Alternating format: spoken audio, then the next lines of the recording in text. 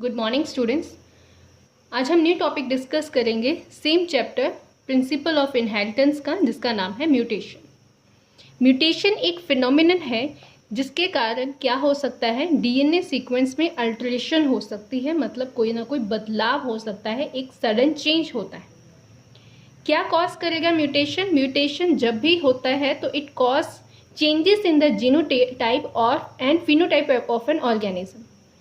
Mutation DNA sequence में alteration है। अगर डीएनए सीक्वेंस में जो इन्फॉर्मेशन में ही कोई चेंज आ गया है तो वो इन्फॉर्मेशन आगे प्रोसीड होगी और उस ऑर्गेनिज्म के फिनोटाइप पे उसका इफेक्ट देखने को मिल सकता है।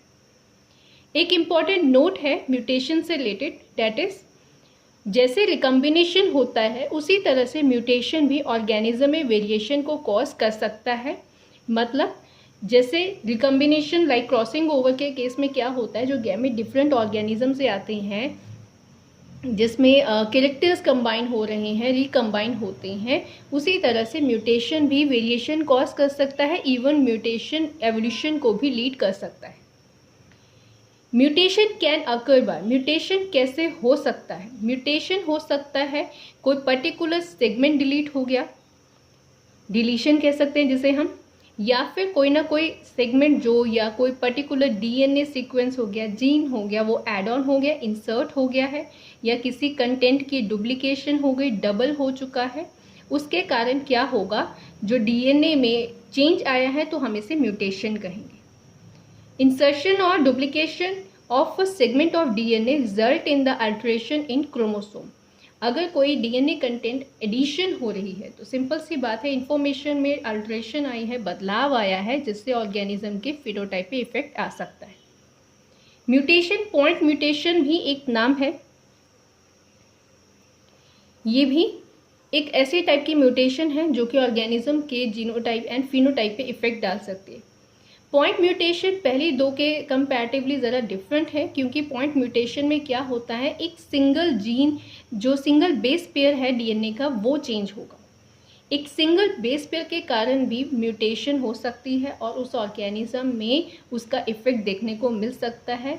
लाइक जैसे कि एग्जांपल यहाँ पे मेंशन की गई है sickle cell anaemia. Sickle cell anaemia एक ऐसी बीमारी है जो एक सिंगल जो जीन है, बेस पेयर है, उसके डिफेक्ट के कारण अराइज हुई और जिसके कारण उस पर्टिकुलर पर्सन में वो डिफेक्ट देखने को मिल जाता है। उसके जो सेल्स होंगे वो जो ब्लड सेल्स हैं वो नॉर्मल सेल नहीं बन पाएंगे, सिकल शेप बन जाएंगे। फर्स्ट जो म्यूटेशंस होती हैं इसे फ्रेम शिफ्ट म्यूटेशन भी कह देते हैं। फ्रेम शिफ्ट का मतलब क्या हुआ, पूरा का पूरा जो सेगमेंट है वही डिलीट या इंसर्ट हो सकता है।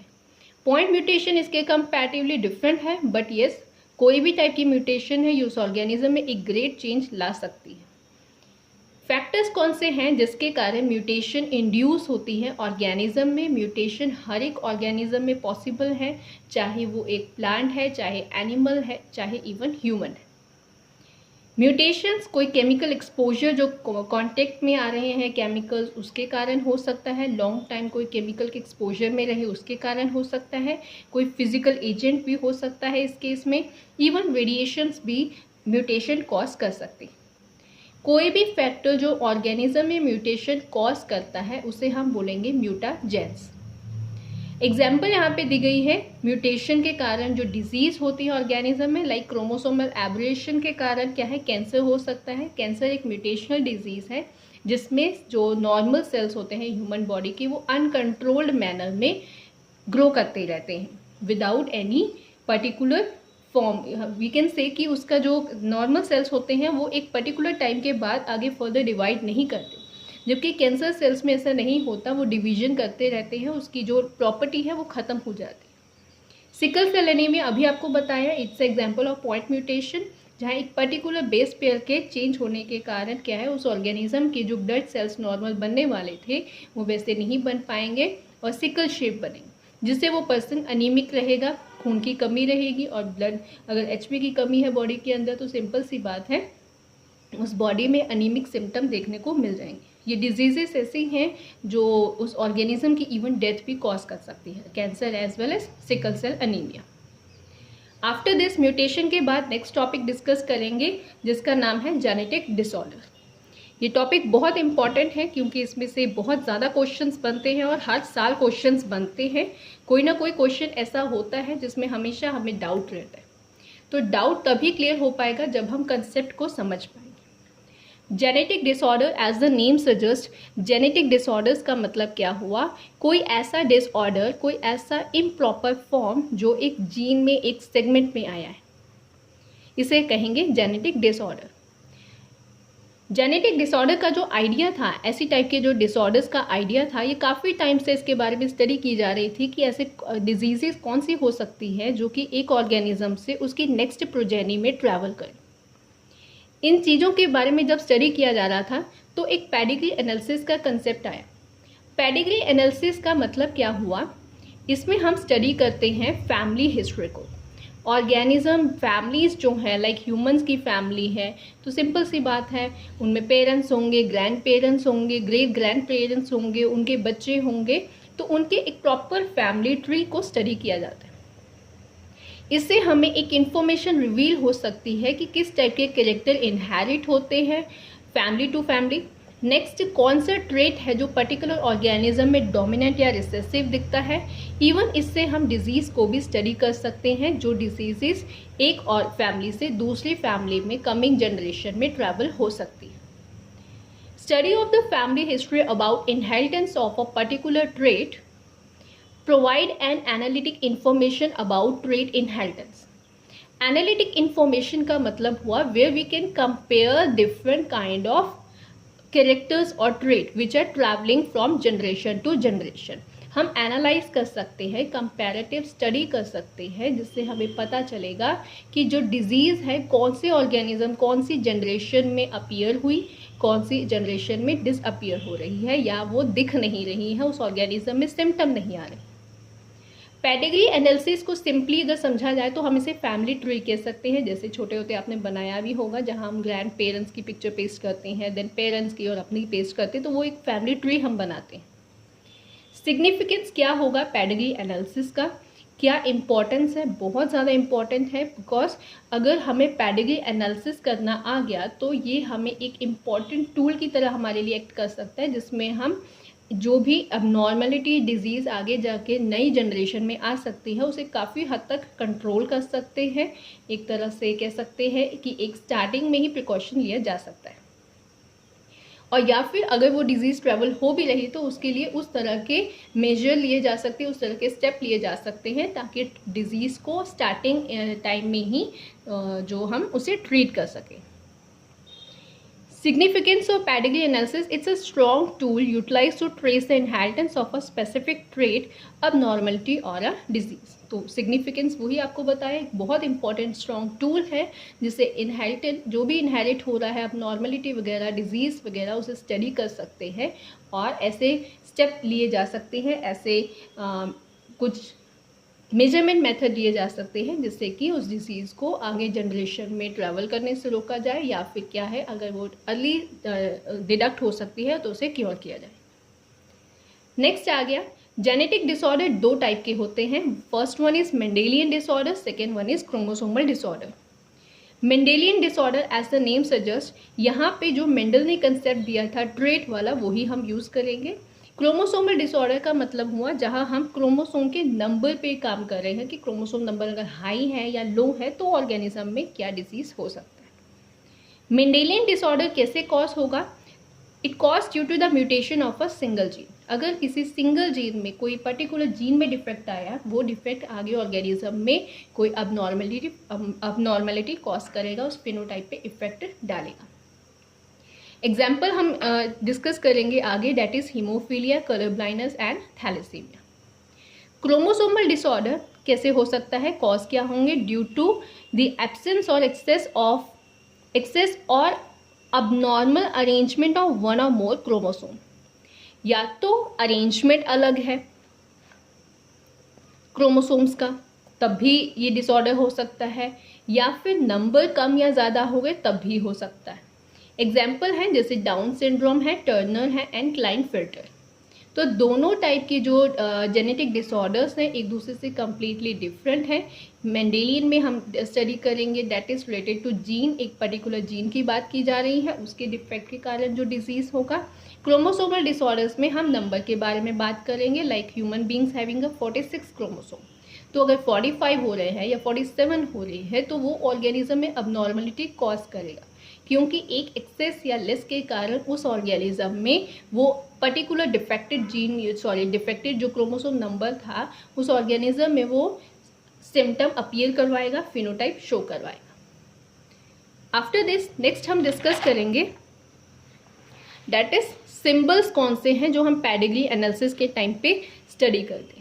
ये क्वेश्चन हमेशा बनता है पेपर में, तो अच्छी तरह से आपने समझना है कि पेडिग्री एनालिसिस कैसे की जाती है और किस तरह से हम डिजीज़ को स्टडी कर सकते हैं। फर्स्ट आ गए topic that is symbols for common human pedigree analysis. First symbol जो यहाँ पे सर्कल दिखाया गया है that is for the normal female. हम फीमेल जो एक मदर है जिसे हम एक नॉर्मल कंसीडर करके दिखाएंगे पेडिग्री एनालिसिस में, जिसे कोई जेनेटिक या डिसऑर्डर नहीं है, तो उस केस में हम सर्कल दिखाएंगे और उसमें सर्कल में कोई शेड नहीं होगा। नेक्स्ट आ गया स्क्वायर। जो मेल्स हमने शो करने हैं नॉर्मल, जिससे कोई अबनॉर्मलिटी नहीं होगा, वो स्क्वायर एकदम नॉर्मल दिखाया जाएगा जिसमें शेड नहीं होगा, लाइक यहाँ पे शेडेड दिखाया गया है। इट मीन्स जो सर्कल शेडेड है वो फीमेल अफेक्टेड है, उसे कोई ना कोई बीमारी है। अगर मेल अफेक्टेड है तो उसे भी ऐसे कलर करके शेड कर देना है। अगर इस तरह का कोई स्पेसिफिक सिंबल देखने को मिले तो इट मीन्स क्या हुआ, दैट सेक्स इज अनस्पेसिफाइड, मतलब कि इस केस में मेल या फीमेल शो नहीं किया जा रहा है कि वो जो बच्चे, मान लो अगर कोई फैमिली ट्री दिखाया पेडिग्री एनालिसिस में, अगर वो सेक्स स्पेसिफाइड नहीं करे तो वो इस तरह का दिखाएंगे। ये वाला सिंबल बहुत रेयरली यूज़ किया जाता है जब भी क्वेश्चन बन के आता है या फिर कोई टॉपिक जैसे हमने कलर ब्लाइंडनेस स्टडी करना है, बहुत रेयर होता है कि सेक्स अनस्पेसिफाइड दिखाया जाए, अदरवाइज हमेशा स्पेसिफिक मेल या फीमेल दिखाया जाता है। नेक्स्ट आ गया, अगर फीमेल एंड मेल के सिंबल में ऐसे लाइन हो सेंटर में तो इट मीन्स यहाँ पे मैरिज दिखाई जा रही है, मतलब ये एक कपल है, यूनियन दिखाई जाएगी।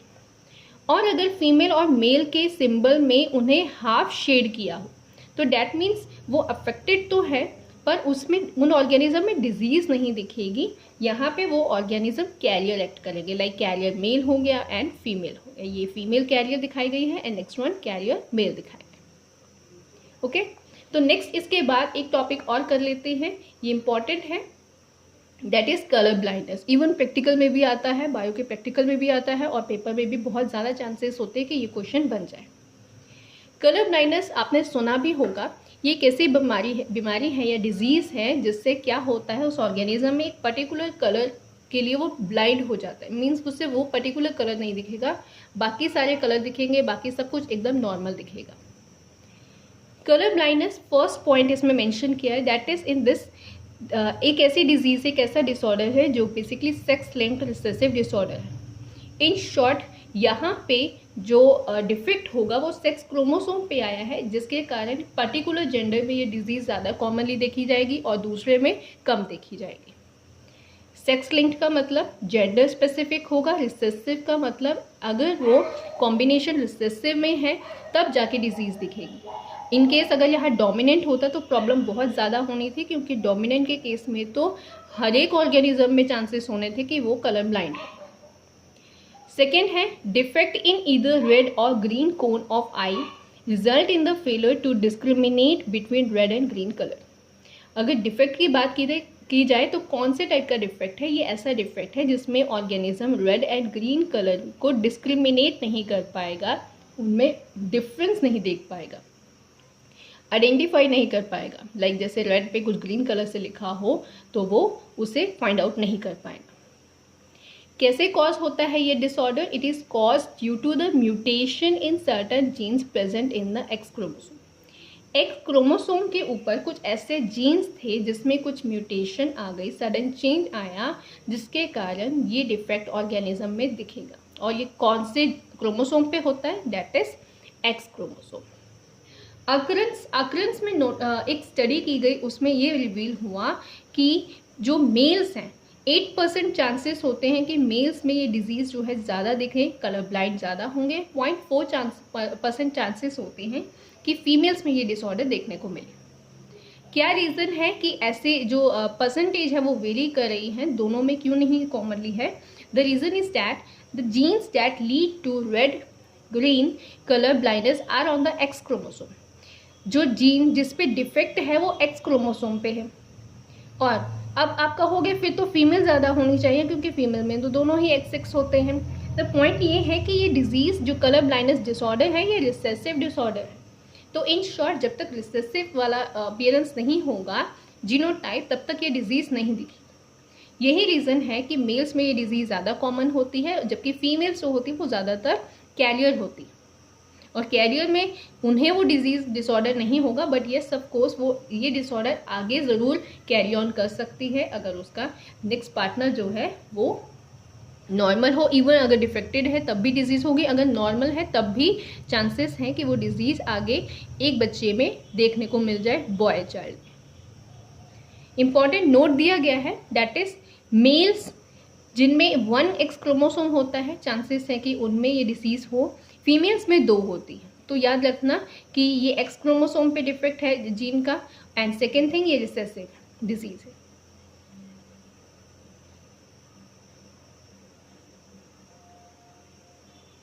Mails are never carrier, they are always hemizygous. Males carrier कभी नहीं होंगे, चांसेस होते हैं कि वो हेमीजाइगस वाली कंडीशन को शो करें। लास्ट पॉइंट है man can not distinguish red colour from green. तो अभी आपको बताया ही है कि क्या उसमें डिफेक्ट दिखता है पर्सन में कि वो ग्रीन एंड रेड कलर में डिफ्रेंशिएट नहीं कर सकता।